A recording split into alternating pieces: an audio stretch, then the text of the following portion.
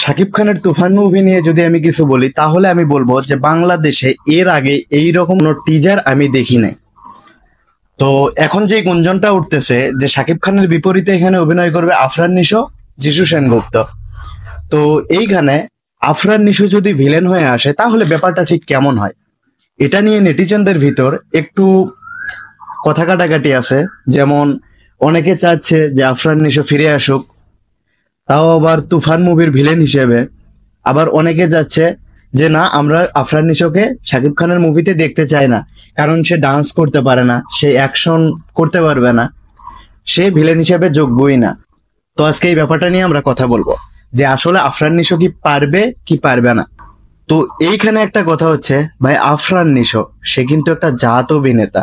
ঠিক আছে, শাকিব খান এখন অনেক ভালো ভালো কাজ করতেছে, কিন্তু এটা আপনাদেরকে বিশ্বাস করতেই হবে, এর ফ্যানগুলো দুনিয়ার সব থেকে নিম্ন শ্রেণীর কোনো ফ্যান থাকলে সেটা হচ্ছে শাকিব খানের ফ্যানরা আছে। না, আমি তার কাজকে অ্যাপ্রিসিয়েট করি, বাট তার যে ওই যে এখনো 2/3 ভাগের ভিতর 2 ভাগ ফ্যানই তার একদম গবেট মার্কা ফ্যান। তাদের কথা হচ্ছে আফরান নিশো নাকি ভিলেন হিসেবে পারফেক্ট নয়। ভাই তোমরা কি কোনো কাজ দেখো? বাইরের কাজ তোমরা, আচ্ছা বাইরের কাজ না, আফরান নিশোরই কি কোনো কাজ তোমরা দেখছো? আচ্ছা, ভিলেন, এখন ভিলেন হিসেবে মানুষ কারে চায়? মোস্ট স্মার্ট, সুদর্শন এবং নায়ককে টক্কর দেওয়ার মতো একটা ভিলেন চায়। বা তোমরা তো ভাই শুধু চাও যে মিশার মতো হেই করবে, এইটা হলেই তোমাদের হয়ে যায়, তাই না? আচ্ছা, আফরান নিশো ভিলেন হিসেবে অভিনয় করতে পারবে কিনা সেটার প্রমাণ কিন্তু সে দিয়ে দিছে। তোমরা মরিচিকাটা দেখো, সেখানে আফরান নিশোর লুক দেখো, আফরান নিশোর ক্যারেক্টার দেখো। শাকিব খান রে যে নিয়ে এত লাফাও ভাই, ঠিক আছে তুফান মুভিটা রায়হান রাফি একদম অসাধারণ করছে, এটা আমরা মাইনা নিছি। শাকিব খান রে নিয়ে যে তোমরা এত লাফালাফি করো, আচ্ছা 2006 সালের পর থেকে শিকারি আর নবাব ছাড়া একটা মুভি দেখাও তো যেটা বাইরে দেখাইতে পারবা। ওকে, তো আফরান নিশোকে নিয়ে তোলা প্রতিটা প্রশ্নের জবাব দিব আজকে আমি। 1 নম্বর কথা, যে সে ডান্স করতে পারে না, এটাই তো তোমাদের প্রবলেম, তাই না? আচ্ছা ঠিক আছে। তো চাষি আলমকে তোমরা চিনো, ব্যাচেলার পয়েন্টে হাবু নামে যে, আমরা কিন্তু রিসেন্ট একটা নাটকে দেখলাম সে পারসাইভানার সাথে খুব সুন্দর ডান্স করতেছে। সে তো ডান্সের কিচ্ছু বোঝে না, এক স্টেপ হলেও কিন্তু খুব সুন্দর দিছে। সেইখানে আফরান নিশো যে কতটা ডেডিকেটেড, এটা তো মানে আপনি যদি বাংলাদেশি হন তাহলে তো জানার কথা, কারণ একবার হলে ফেসবুকে হলেও তো আপনার সামনে আফরান নিশোর অভিনয়গুলো আসছে। আচ্ছা সেটা বাদ, এখন অ্যাকশনে আসি। আপনাদের কথা তো সে অ্যাকশন করতে পারে না, ওকে, আমিও সেটা মানলাম, আপনাদের কথার সাথে একমত। কিন্তু ভাই আফরান নিশো যে অ্যাকশন করতে পারবে না, এটা কেমন কথা? সব থেকে বড় কথা, আপনারা অপূর্বকে দেখেন, আফরান নিশো আর অপূর্ব দুইজন কিন্তু মানে সেম।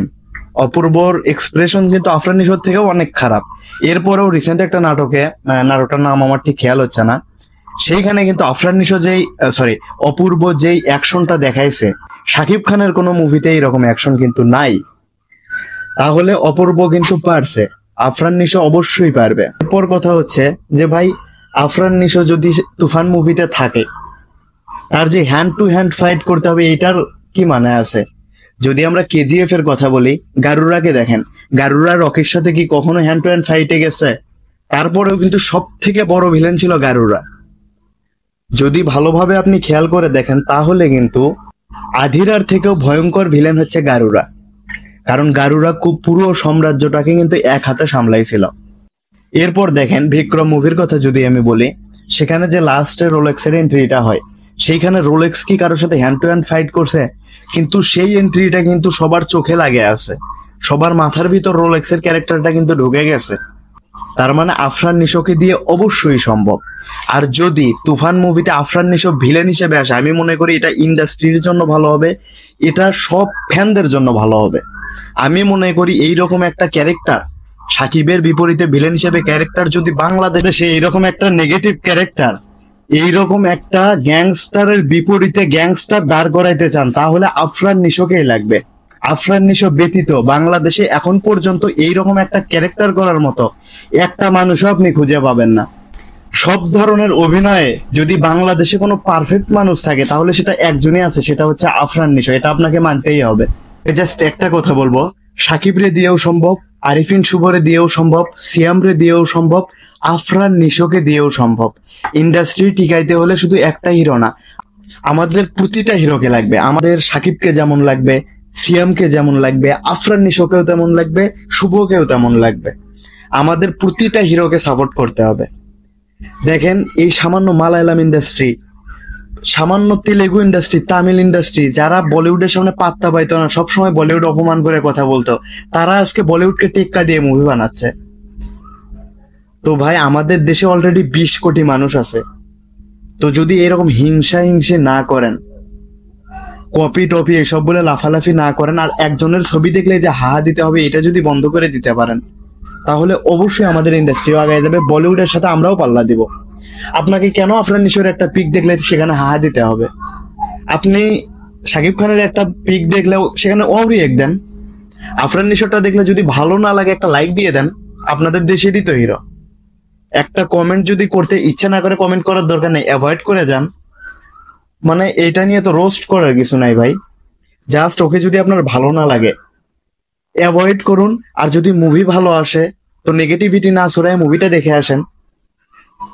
তো আমি চাইবো এভাবে ইন্ডাস্ট্রি আগায় যাক।